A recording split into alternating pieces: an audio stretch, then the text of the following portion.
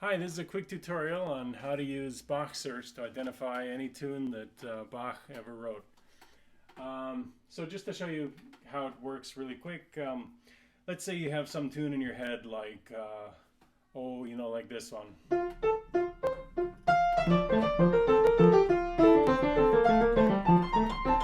etc.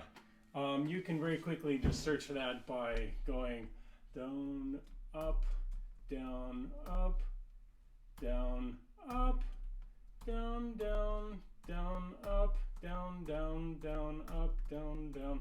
Okay, and I'm already down to two results, and you can see, apparently he wrote a fugue that has a similar kind of structure, but the one that I was actually looking for is this invention. And if you click on the PDF, you see, yeah, sure enough, that's invention number 8. Great.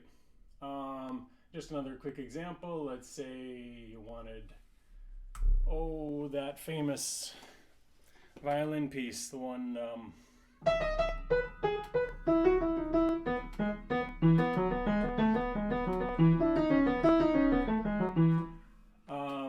so you would code that like down, down, up, down, down, up, down, up, down, down, up, down, down,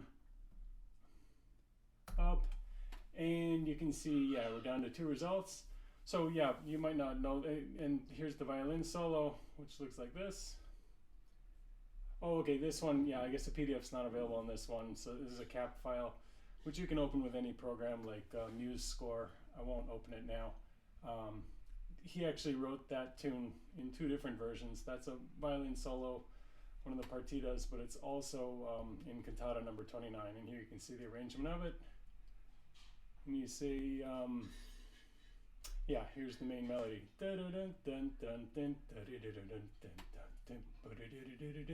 Yeah.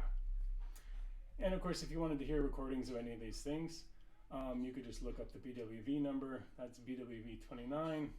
Easy enough to just go to YouTube, type in BWV29, you're going to hear a nice recording of that. Cool. So how did this encoding actually work? Let's take a look at how it works. So I'm using Parsons cast encoding, which is kind of an improvement on the classic Parsons encoding. Parsons encoding is actually a very simple system dating from the 70s where you simply have 3 possible codes depending on how the melody moves. You have up, repeat, or down. So here's an example. This is from the, yeah, this is the 5th Brandenburg, where it goes, this sounds like this.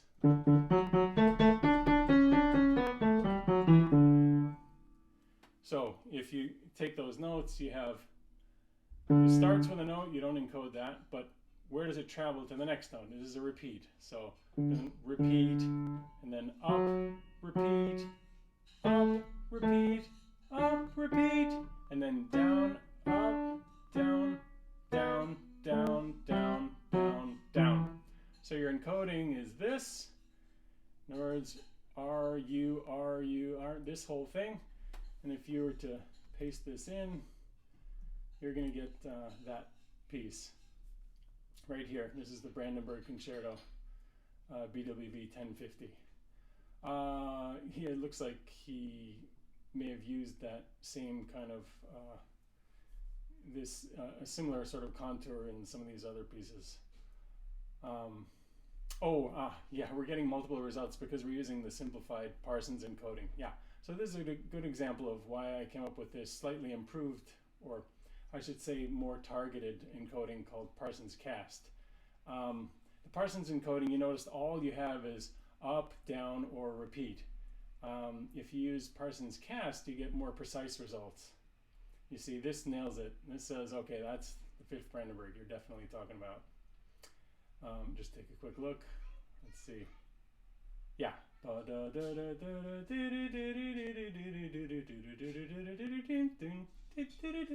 Yeah, etc. You could incidentally search any part of the tune. You didn't have to do the beginning, but I just happened to pick the beginning there. And so if we let's look at what the what the improvement in Parsons cast encoding is. If you go back, I'll just hit this to reset. In Parsons cast encoding, we make a distinction between a jump versus a step. So a capital U is for a big jump. In other words, when I say big, I mean a jump that's technically more than 2 semitones. What does that really mean in case you're not a musician? It means a jump that is to a note that's not right next to the one you just heard. So right here we have a starting note, this one, and then it repeats. And then here, this is a jump. If it had been a step, it would have been, so that's a step, that's a jump. So in other words, anything that's part of a scale like this, those are all steps. This one goes right to there, next one, next one, next one, next. So those would all be encoded as lowercase. These would be lowercase up, and these are all lowercase down. And you can see examples of that over here. You see these are all, this part is all stepwise. So that's why this one is, this comes up here, this is a lowercase up, lowercase down, lowercase, lowercase, lowercase, etc. Whereas from here to here is a jump, and from here to here is a jump, and from here to here is a jump. So those jumps get uppercase U.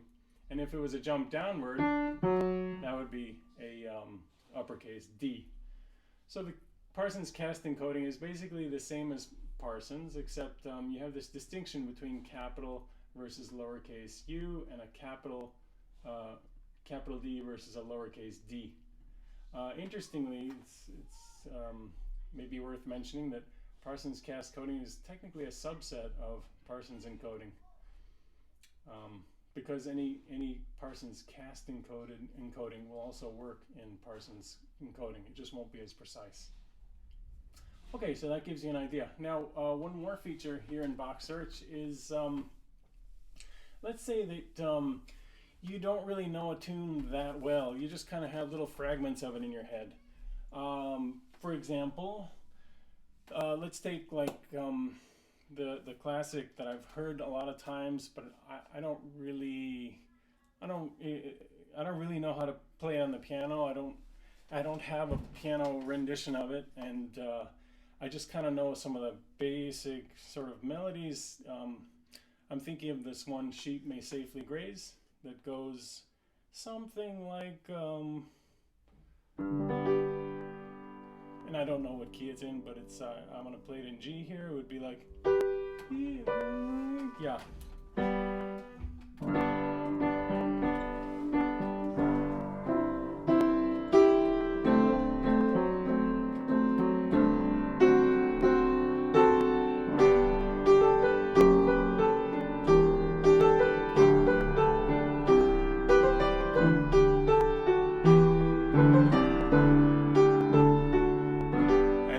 There's like this other part where like this melody comes in. It's like,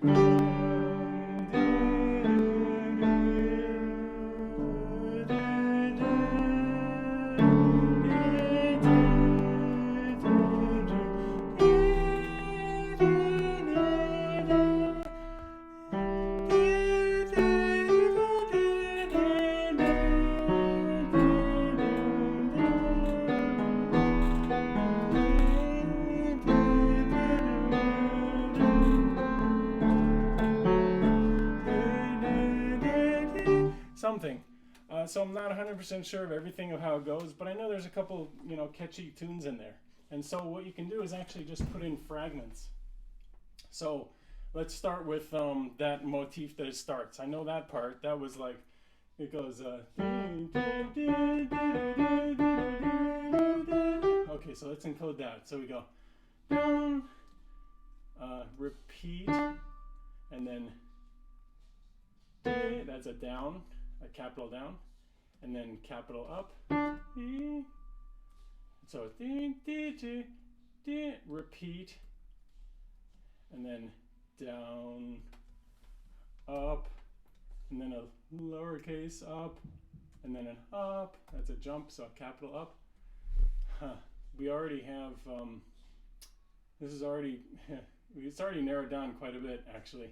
But let's say, hey, we're still not sure. So we have, so down, do, down, repeat, down, up, repeat, down, up, lowercase, no, I made a mistake. Up, repeat, up. Okay, well, I guess this thing already knows that it's 208, but let's say we didn't know that much of the melody. I think it's 208, let's just double check. So if we go to YouTube, let's just see what this thing sounds like. BWV 208. Oh yeah, I see a picture of sheep. Yeah, it's gotta be sheep. May safely graze. Okay, so it already found it. But let's say we didn't know that much of the melody. Let's say we only knew a little bit. We're like, it goes like, so we know it's like down, repeat, down, up, repeat, down, up,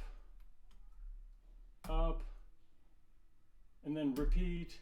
That's already too specific. Let's say that's all we knew. Now you can just put a space and then put a different fragment. So I remember there's that beautiful sort of background melody, the Canis Firmus, where it goes like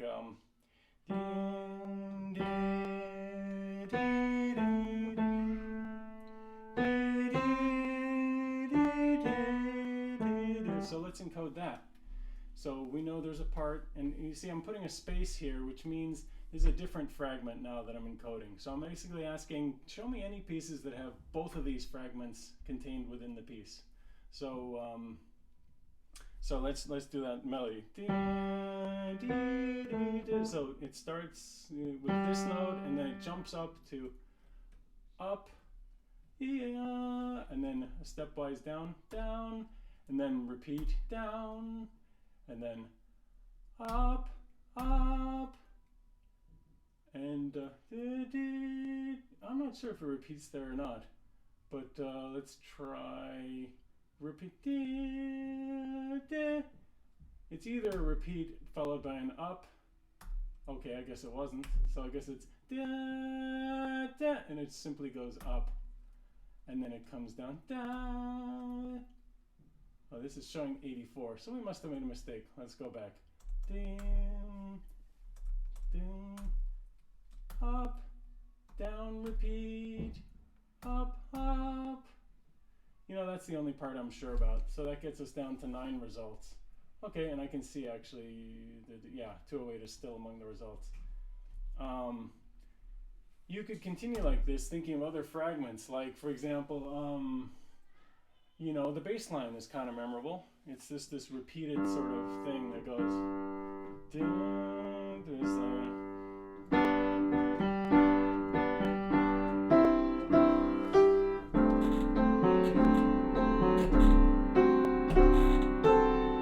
So there's that.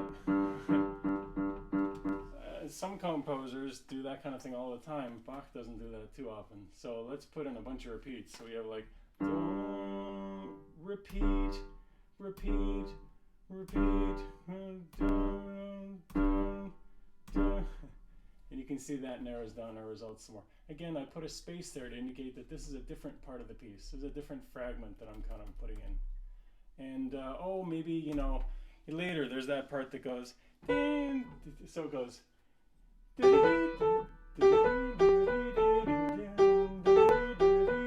That's kind of catchy. Let's encode that. So we go down, down, up, down, down, down. And that gets us down to 4 results. At this point, you know, you're getting an idea of which piece it is that you're looking for. Anyway, you could continue like this until you narrow it down to the exact piece. That's just a quick demo of how Bach search works.